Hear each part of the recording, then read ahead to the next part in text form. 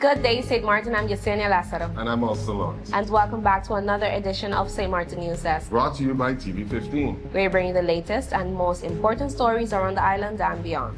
We made it. It's Friday. The weekend is about to start, but before that, let's get into these top headlines.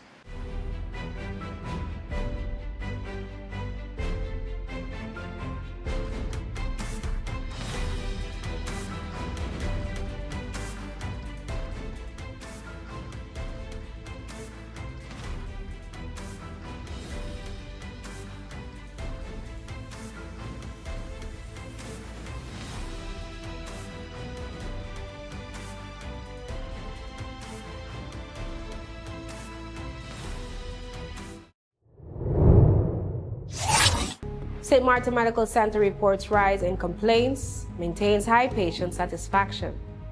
The St. Martin Medical Center reported 90 complaints in 2024, up from 64 in 2023, including 7 medical liability claims and 7 violent incidents, according to its annual report. The majority of complaints concerned waiting times and communication, with the ophthalmology department seeing a notable rise due to understaffing and an increase in complex cases. To address this, additional staff were recruited and clinic days were added on Saturdays. The emergency room also received multiple complaints related to waiting times and customer service, prompting the introduction of 5-star customer service training for staff. Despite the increase in complaints, patient satisfaction remained strong at 8.42 out of 10. Survey responses rose 48% over 2023, with patients highlighting waiting times, access, privacy, and cleanliness as areas needing improvement. The hospital is continuing to embed Joint Commission international standards across its operations, aligning with 280 standards in preparation for accreditation. Key improvements in 2024 included implementing a web-based document management system, developing safety policies for high alert medications, and creating monitoring tools for international patient safety goals such as hand hygiene and patient identification. The hospital reaffirmed its commitment to high-quality, patient-centered care while encouraging patients to use official channels to report concerns. Airport work permit controversy sparks further responses. Princess Juliana International Airport has been at the center of a heated controversy this week over a letter sent to staff restricting airport access passes for French St. Martin-born nationals without Dutch-side work permits. The letter, which caused widespread unrest, prompted Minister of Labour, the Honourable Richinel Bruck, to clarify he was not consulted and never authorized the correspondence and does not have the power to direct the airport's internal operations. He stressed that his ministry's goal is to ensure all employees are properly registered, insured, and eligible for social benefits such as old age pensions, not to halt anyone's work. An inter-ministerial conference is scheduled for September 17th to coordinate a solution. Meanwhile, Nation Opportunity Wealth MP Lyndon Lewis condemned the airport's initial decision as discriminatory, calling it modern segregation that threatened to divide the island. He emphasized the importance of unity across St. Martin's 2 administrations and economies and called for safeguards to prevent such incidents in the future. Tourism Minister, shareholder representative for the airport, also weighed in, urging a reconsideration of the policy. She highlighted the island's long history of cross-border cooperation and stressed that laws and policies should reflect the realities of St. Martin as one community. She called for a modernized labor framework that unites rather than separates the island's workforce. Following public backlash and government intervention, the airport has updated and reversed the controversial decision, but officials agree the incident serves as a reminder the policies must protect workers' rights while preserving the island's unity. St. Martin advances long-term landfill solutions.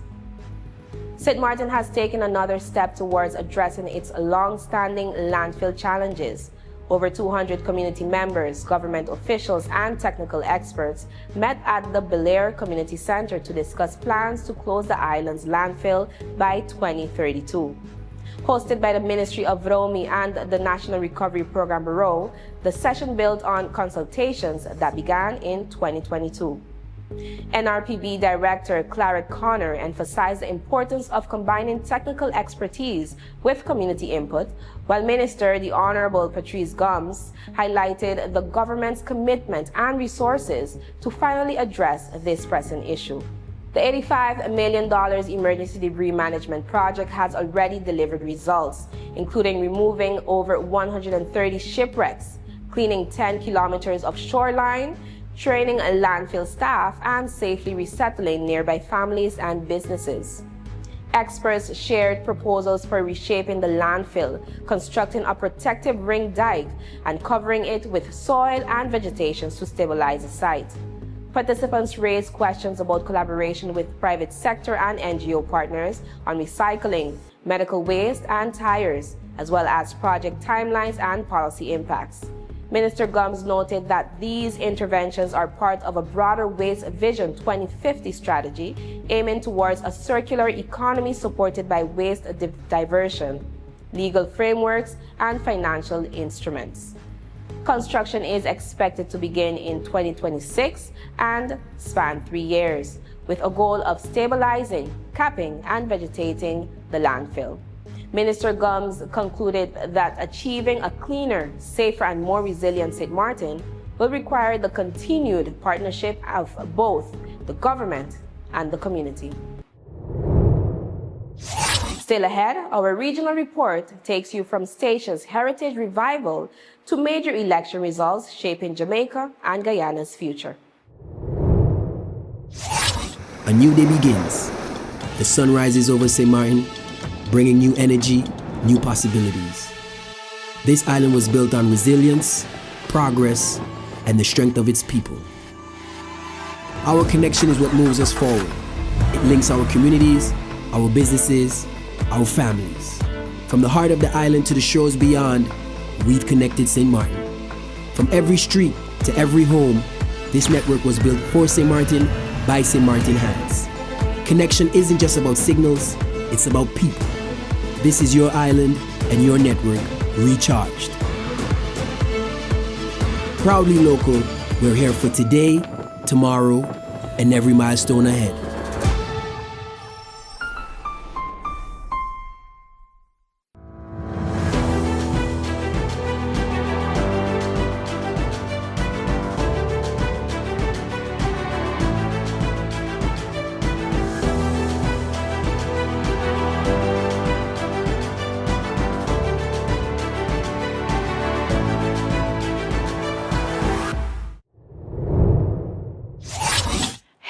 It's Busy with the Sunshine Report, straight out of Sunshine City, St. Martin, bringing you the warmth and the sunshine you need to kickstart your day. So let's dive into today's forecast and see how the skies are treating us.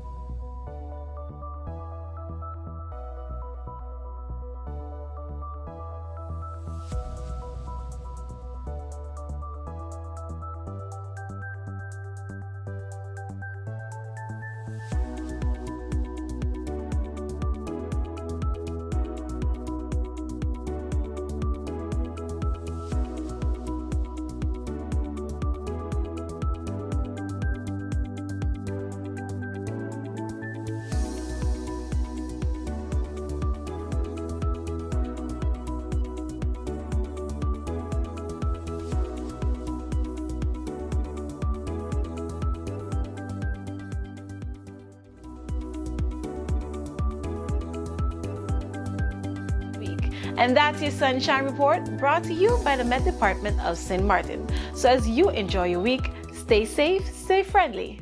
Sunshine City. The Cadastre and Land Registry would like the public to be advised that their offices will be closed on Friday, September 5th, and will reopen and resume normal business hours on Monday, September 8th. They apologize for any inconvenience they may have caused and thank you for your kind understanding. It's hurricane season. Are you prepared? Here are a few tips to remember to help keep you and your family safe. If you're not in an area that is advised to evacuate and you decide to stay in your home, plan for adequate supplies in case you lose power and water for several days and you're not able to leave due to flooding or blocked roads. This hurricane season, make a family emergency communication plan. This public service announcement was brought to you by the government of St. Martin. The Ministry of VSA Department of Infrastructure Management, together with the Police Department KPSM, is making changes to traffic on a section of Canagita Street and Manzanella Stake, Phillipsburg. The Canagita Street from the intersection with Percy LaBega Street to Manzanella Stake will now be a one-way street. Inbound traffic can enter Canagita Street from Percy LaBega Street and drive straight ahead or turn left into Manzanella Stake. Outbound traffic leaving town on Canagita Street must make a right turn onto Manzanella Stake. Entry further into the Canagita Street will no longer be permitted. Outbound traffic exiting Manzanella Stake onto Walter Nisbet Road can either make a right or left-hand turn. The Ministry of VSA, Department of Infrastructure Management, and the Police Department would like to thank the public for their attention to this change. Please follow the new traffic rules and signage and drive safely. House of Nehesi Publishers honors journalism pioneer José Lake Sr. on 100th birthday. The House of Nehesi Publishers is commemorating the 100th birthday of José Lake Sr., a trailblazer in St. Martin journalism and founder of the Windward Islands Opinion newspaper in 1959. Lake, who lived from 1925 to 1976, is remembered for his motto, "Love and labor conquer all things," and his fearless commitment to press freedom and social justice. During the 1960s and 70s, Lake faced economic boycotts, political backlash, and threats to his life for reporting on government corruption, workers' rights, and poor school conditions. His newspaper office in Great Bay was even burned down, yet he persisted, giving a voice to the voiceless and holding authorities accountable. He also published Shaka magazine and mentored his son, José Lake Jr., who continued the family media legacy with the Windward Islands Newsday. José Lake Sr.'s vision inspired the creation of multiple media outlets and printing ventures on the island, including Tony's Printing Shop and House of Nehesi Publishers, founded by his son, Asana Sekou, in 1984. His work established a multi-generational family media tradition that continues today, empowering new voices in journalism, publishing, and digital media. Jacqueline Sample, president of the House of Nehesi Publishers, praised Lake Sr.'s enduring influence, noting that his dedication to advocacy, journalism, and public service helped shape press freedom in St. Martin. She also thanked the community for supporting local writers during the publisher's 45th anniversary year. José Lake Sr.'s legacy lives on as a symbol of courage, integrity, and the power of media to foster social change across generations. USM English as a second language program application deadline on Friday. The University of St. Martin is reminding the public that the deadline to apply for its English as a second language program is today, September 5th. The program offers a language support for non-native English speakers across St. Martin and the region, with classes running from September 22nd to December 12th, 2025. Placement level instruction ensures students are matched to the appropriate class for their skills. Late applications will be accepted until Monday, September 8th, but applicants must complete a placement test on the same day as registration. Open to workers, parents, and students preparing for further studies, the ESL program emphasizes practical exercises and flexible class times to build confidence in everyday English use, both professionally and personally. English is a bridge to opportunity, said ESL coordinator Corinne Lejoie Van Putten, encouraging individuals and employers to take advantage of the program. For more information, visit USM at Pond Island, call 542-5171, or email them at esl@usm.sx. VSA to host Aging with Dignity Conference 2025. The Ministry of Public Health, Social Development and Labor will host the two-day Aging with Dignity Conference 2025, bringing together health professionals, social care experts, national stakeholders, and seniors themselves to address the challenges and opportunities of St. Martin's aging population. A key highlight will be the presentation of a baseline study conducted with support from the Pan American Health Organization. The study examines social norms toward aging, community support, health services, and access to long-term care. Findings will inform an aging framework and roadmap aimed at strengthening support systems and ensuring that seniors can age with dignity. Minister of VSA, the Honorable Richina Bruk, emphasized the importance of moving beyond discussion to practical solutions, noting the rapid growth of the island's elderly population. The conference will also lay the groundwork for initiatives to improve seniors' daily lives, such as discounted grocery programs in partnership with the Freegan Food Foundation, and designated parking for seniors, persons with disabilities, and expectant mothers. The ministry will further mark the Day of the Elderly on October 1st, honoring the invaluable contributions of the elders. Additionally, details on the conference and related events will be announced in the coming weeks. Next up, right after the break, our regional report, spotlighting Sabre, Statia, Anguilla, and the big regional stories shaking up Caribbean politics. The Cadastre and a Land Registry would like the public to be advised that their offices will be closed on Friday, September 5th, and will reopen and resume normal business hours on Monday, September 8th. They apologize for any inconvenience they may have caused and thank you for your kind understanding. Let's put everything on the table. People always give their opinion, and you can either take it or crunch it. Let them judge. We give in to the most irresistible flavor. We devour every nugget that falls in our hands, especially when it's our crunchy fried chicken. And let the crumbs fly if needed. Let them keep judging. We'll keep indulging. KFC, it's finger-licking good.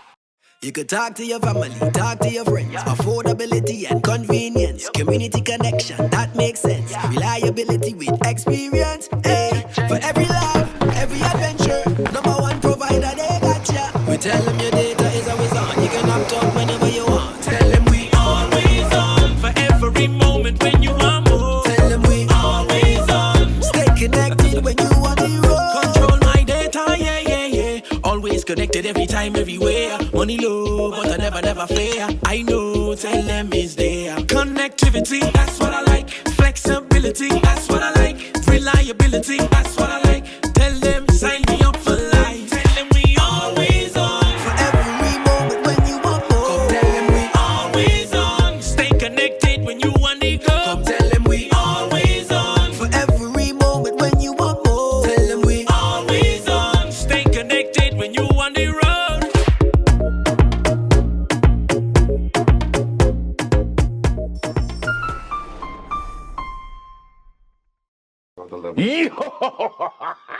What is it? Guess what? I got an idea. It's amazing. You see how we have the link sharing all everywhere? QR link, the yeah. QR link. Yeah. Raw Caribbean Channel app. Yeah. You're welcome. Put it in the back. But it's not an app, though. It's not an app. App, you have to like download something to get it on your phone, take up space. It's not an app. It's like an app. Therefore, it can be an app. So, it's an app. Raw Caribbean TV app. Say it with me, Al. Come on. It's not an app, though. All you got to do with that, it's a link. You take the link, you hit the bookmark, you say add to home screen, and so it shows up like an app icon, but it's not an app, though. Are you a real person? It is an app because you get to watch all the programs from Raw Caribbean at one place. It is an app. I don't know how to explain this to you, But factually and technically, it's not an app. Kind of like we do the news, facts, Yeah. and you do that thing you do. Whoa. Point being, you just go to the QR, you hit bookmarks, and you hit add to home screen, and then you can have the link to, let's give it another name. The app. You want to call it the app? Raw Caribbean TV app. Jess. Yes. Jess, please, give some sense, Jess. Jess. It's kind of like an app. That's why she gets the big bucks. It's not an app, though. It's not a f***ing app. What the f***? It's not a f***ing app. You kiss your mother with her mouth? My God. Watch Raw Caribbean TV app. Watch Raw Caribbean TV app. Yes. It's not an app, though.